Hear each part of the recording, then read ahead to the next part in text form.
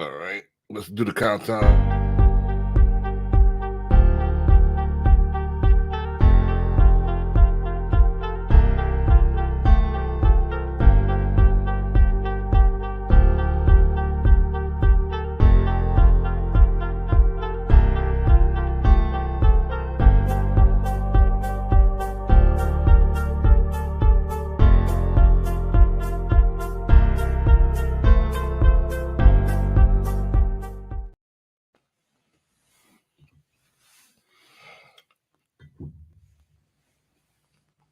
All right, peace to the family. This is Brandon B. Dixon, and I got my special guest, Sam Chatman, Sam the realtor, in the building.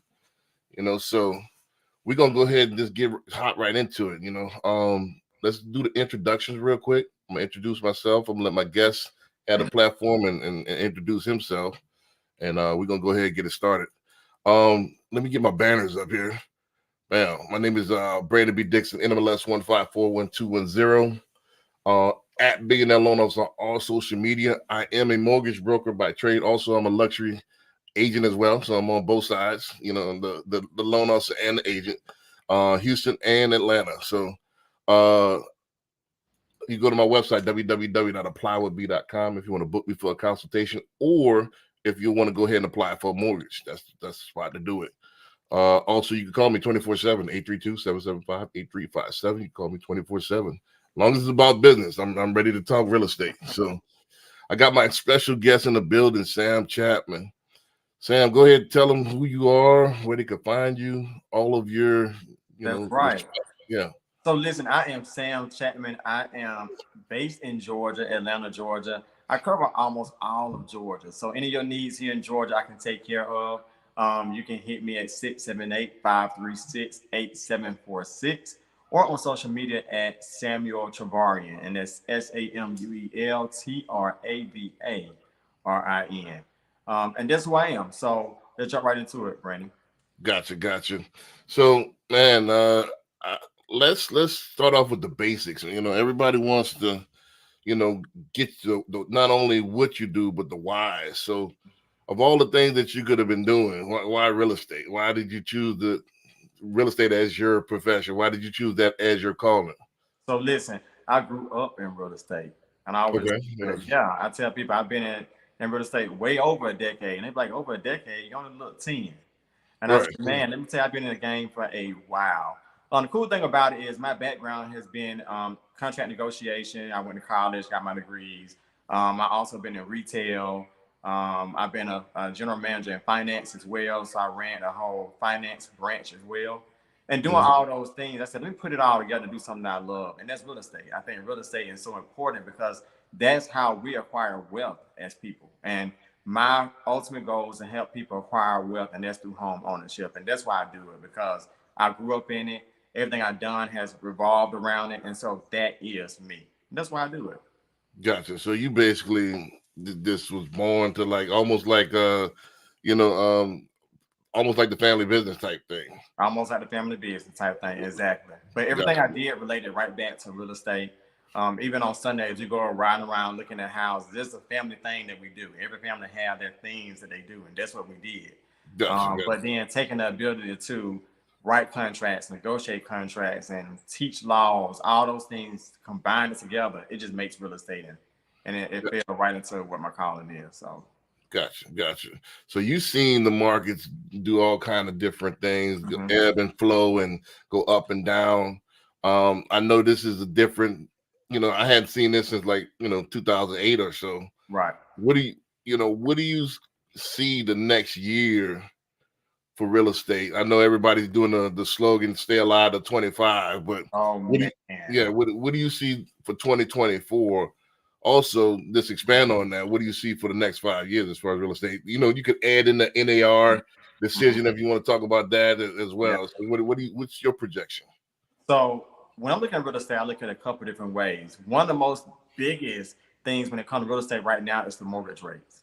And what I perceive, guys, we got an election coming up. And anytime an election come up, the things that we work for so hard to happen somehow end up happening.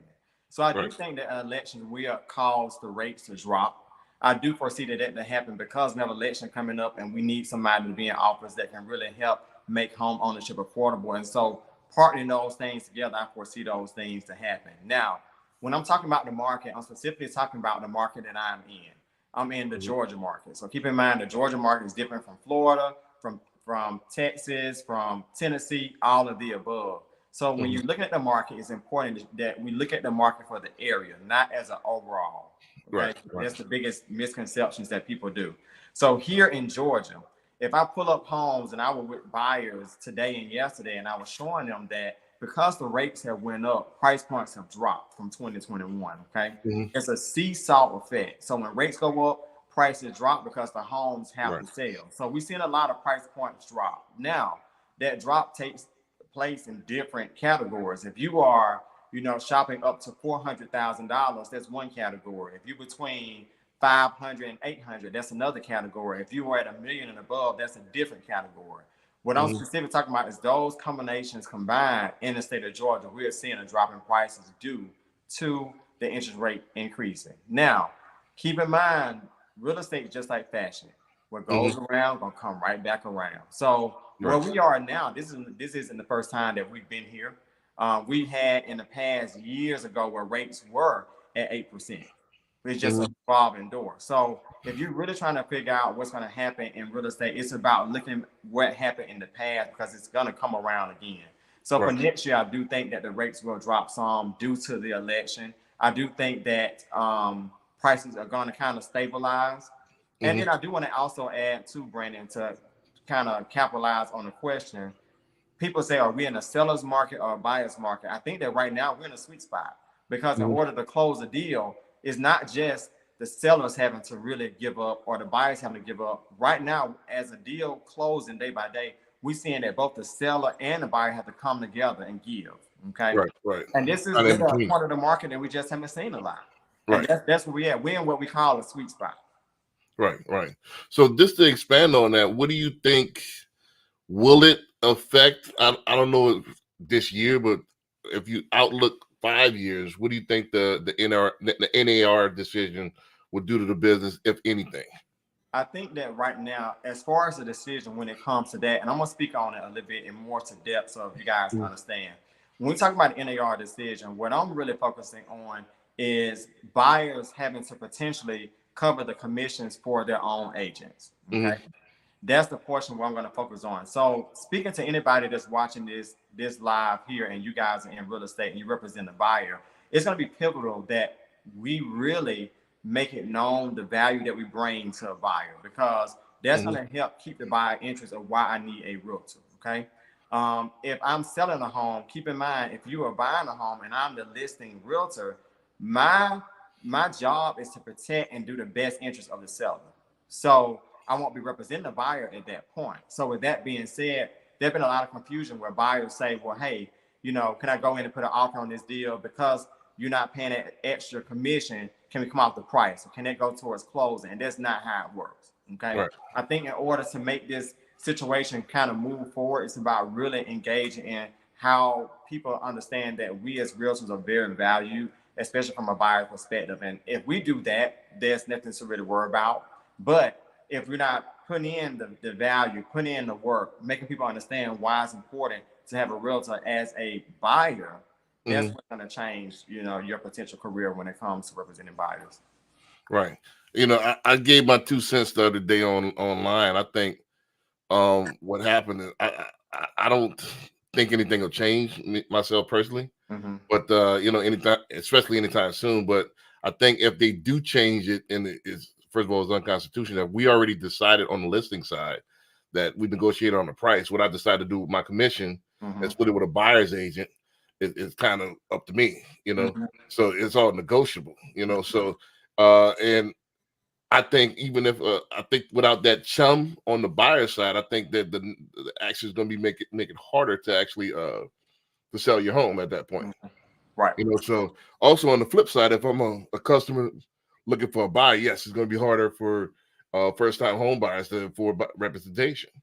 Then that way, now you're going to pay too much. You have nobody representing you. At that point. So now you have no negotiation skill. So because they're not going to know the area. You're going to miss out on deals. You're not going to know this is not your field like a real agent, so you're gonna miss out on stuff. Correct. So you're gonna pay for it by not having representation, or or lack of knowledge, or you're gonna pay for it by having somebody professional. Correct. You know, just like representing yourself in a trial and litigation.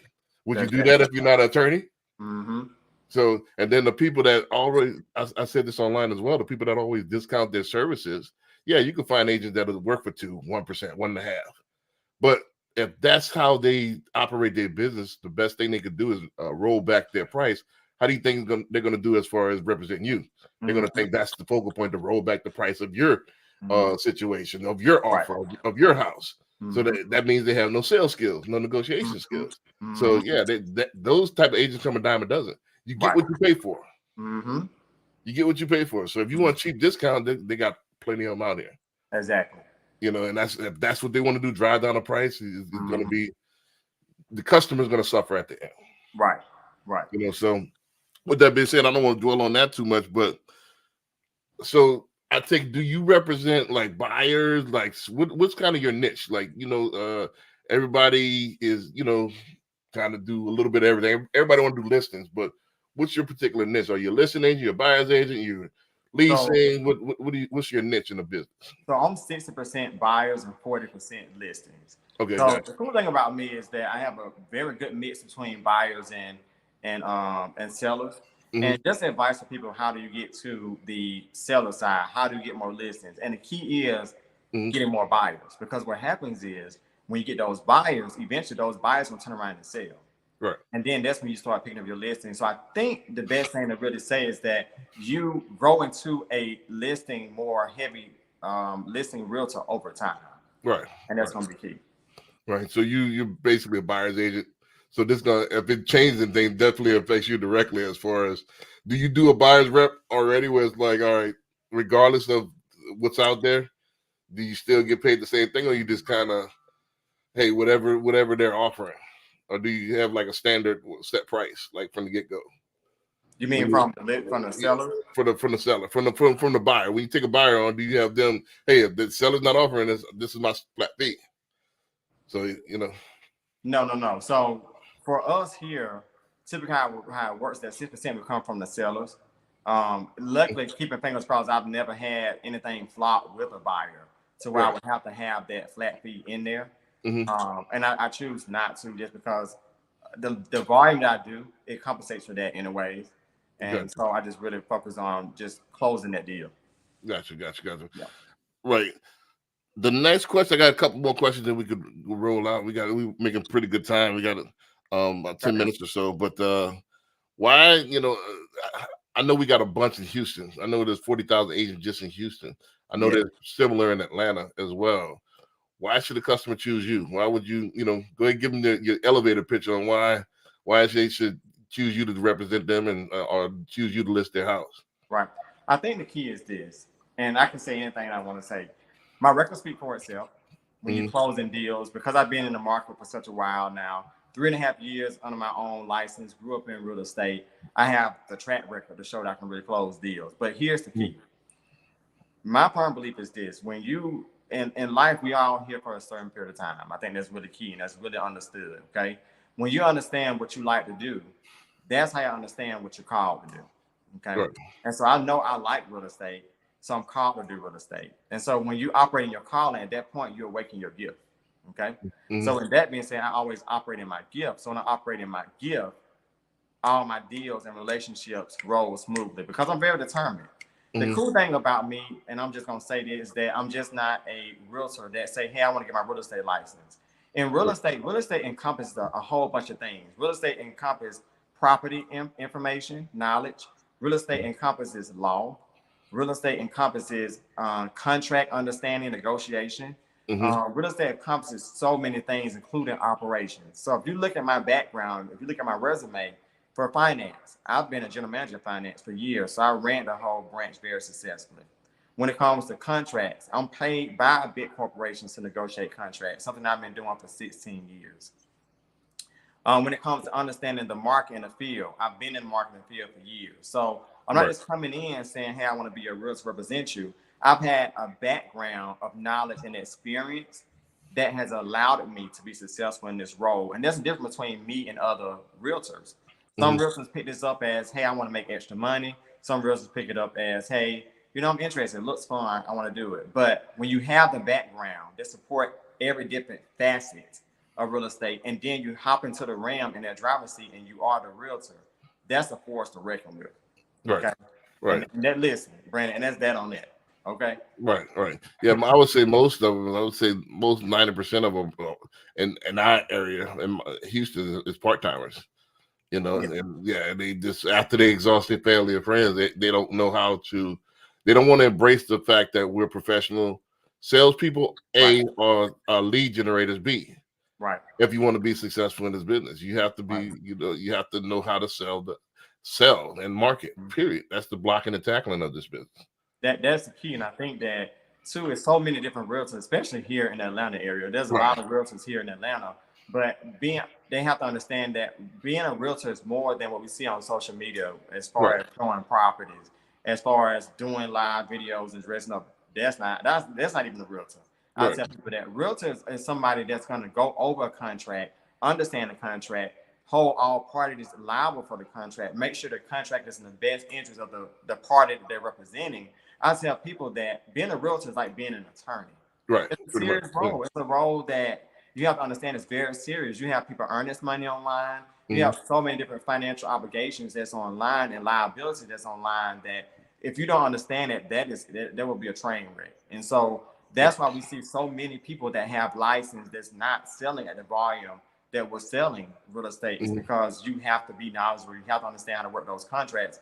And I can't tell you how many clients I get that come from other realtors that just wasn't happy, or the deal fell through or things like that. So really operating in that role is going to really help you be successful. That's why I'm in this role.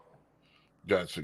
Yeah. We'd like to have a fun question on the way out, man. So if money was no object, and give me the top 3 places that you would move yourself. Okay. In your area and why. Like if money was no object, you could move wherever you. Top 3 places in Atlanta or surrounding areas, or even you work all of Georgia or whatever. So top 3 places that you would move yourself and why. I would have 3 places, Brandon. I'm gonna tell you 3 places. Number 1, where I'm at now, Fayetteville area. I love it. It gives you the city mixed with the country. So it's a country lifestyle, but not far from the city and from the airport. So definitely there. Number 2 in L&J. L&J is where the mountains at, the cabins. They give you the whole cabin lifestyle. Now my third one isn't in Georgia, and I can't change my third one. My third one is Miami on the beach. Okay, gotcha. Those would be my top 3. Right. So Miami, a lot of people moving out there to Miami as well. But I got a client that's I just took on a client that moved from Miami. So it's a different.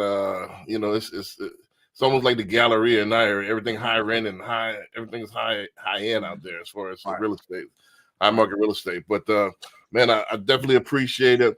One more time before we get out of here, tell them where they can find you if they want to hire you. Hire you for to be the agent and so on and so forth. Yep. So I'm gonna give y'all my phone number first. It is 678-536-8746. There's 2 places you can find me on social media. It's gonna be Facebook and Instagram. Okay. On Facebook and Instagram. On my first name, Samuel Travarian, and it's spelled Travarin. And then there's another page that's Real Estate Savage Sam. The Real Estate Savage Sam. And those are the places that you can find me. And that's on Instagram? Absolutely. Gotcha. All right, cool. All right, man. I thank y'all for joining us for another episode of the Power of Ownership podcast. I'm here with my guest, Sam. Go ahead and if y'all like what he's saying, go ahead, like, subscribe, share the video, and hire him if you trying to move to Atlanta, surrounding areas, or even Georgia somewhere. He definitely will take care of you. With that being said, man, peace. We're gonna see y'all next time. Peace.